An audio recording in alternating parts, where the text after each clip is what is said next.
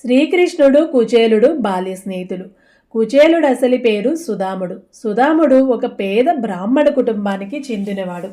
సాందీపుని ఆశ్రమంలో శ్రీకృష్ణుడు కుచేలుడు కలిసి చదువుకుంటారు. ఆ సమయంలో ఒకరోజు గురువుగారి భార్య పక్కనున్న అడవికి వెళ్ళి అందరినీ సమిదలు తెమ్మని చెప్పి వాళ్ళకి మార్గం మధ్యలో తినడానికి కొన్ని తినుబండారాలనిచ్చి పంపిస్తుంది. కృష్ణుడు మిగతా వారందరూ మార్గం మధ్యలోనే తమకిచ్చిన వాటిని తినేస్తారు. ఒక్క కుచేలుడు మాత్రమే అందరికీ తిన్నానని చెప్పి తన వంతు ఇచ్చిన వాటిని తినకుండా దాచుకుంటాడు.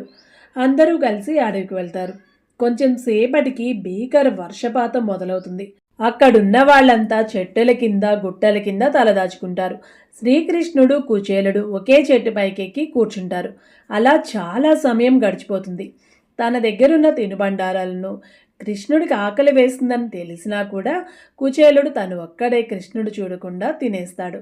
అలా చేయటం వల్లే కుచేలుడికి అంత దారిద్ర్యం సంభవించింది.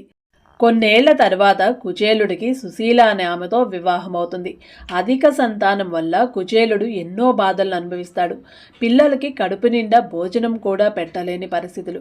కుటుంబమంతా పస్తులతో అల్లాడిపోతూ ఉంటారు. అలాంటి సమయంలో కుచేలుడి భార్య అతన్ని శ్రీకృష్ణుని వెళ్ళి కలవమని, అతను తప్పకుండా తమ పరిస్థితిని అర్థం చేసుకొని సహాయం చేస్తాడని చెప్తుంది. కుచేలుడు చాలా ఆత్మాభిమానం గల మనిషి. శ్రీకృష్ణుని సహాయం అడగడానికి సంశయిస్తాడు. కానీ కృష్ణుణ్ణి చూడాలన్న ఆశతో వెళదామనుకుంటాడు.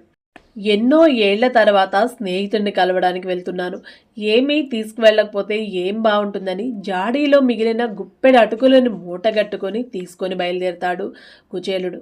ఆ సమయంలో శ్రీకృష్ణుడు రుక్మిణీదేవి మందిరంలో ఉంటారు. ద్వారపాలకులు వచ్చి మీ బాల్య స్నేహితుడు కుచేలుడనే అతను వచ్చాడనగానే శ్రీకృష్ణుడు చిన్నపిల్లవాడి వలె పరిగెత్తుకుంటూ కుచేలుడి దగ్గరికి వచ్చి ఆయన్ని ఆప్యాయంగా కౌగిలించుకొని లోపలికి తీసుకువెళ్ళి సపర్యలు చేస్తారు. కుచేలుడిని చూడగానే శ్రీకృష్ణుడికి అతని కుటుంబ దుస్థితి అర్థమవుతుంది. అంతటి మహారాజైన శ్రీకృష్ణుడికి తను తీసుకువచ్చిన అటుకుల్నివ్వడానికి సిగ్గుపడుతూ ఉంటాడు కుచేలుడు.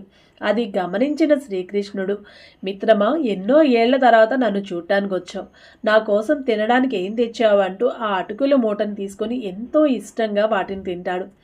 కుచేలుడికి తన కుటుంబ పరిస్థితి గుర్తుకు రాకుండా తన నోటి వెంట సహాయం చేయమని అడగనివ్వకుండా శ్రీకృష్ణుడు చిన్నప్పటి విషయాలను గుర్తు చేస్తూ కుచేలుడిని సంతోషపరుస్తాడు. నీ భార్య పిల్లలు కోరుకున్నవన్నీ జరుగుతాయని చెప్పి కుచేలుడిని ఇంటికి పంపించేస్తాడు శ్రీకృష్ణుడు. శ్రీకృష్ణుడు తన దుస్థితిని అర్థం చేసుకోలేదేమో అని బాధపడుతూ ఇంటికి వెళ్తాడు కుచేలుడు. కానీ అతను వెళ్ళేసరికి అతని భార్య పిల్లలు కోరుకున్నట్టుగానే అన్ని రకాల వసతులతో అష్టైశ్వర్యాలను సమకూరుస్తాడు శ్రీకృష్ణుడు. తను సహాయం కోరానన్న చిన్న బాధని కూడా తన స్నేహితుడికి లేకుండా చేస్తాడు శ్రీకృష్ణుడు.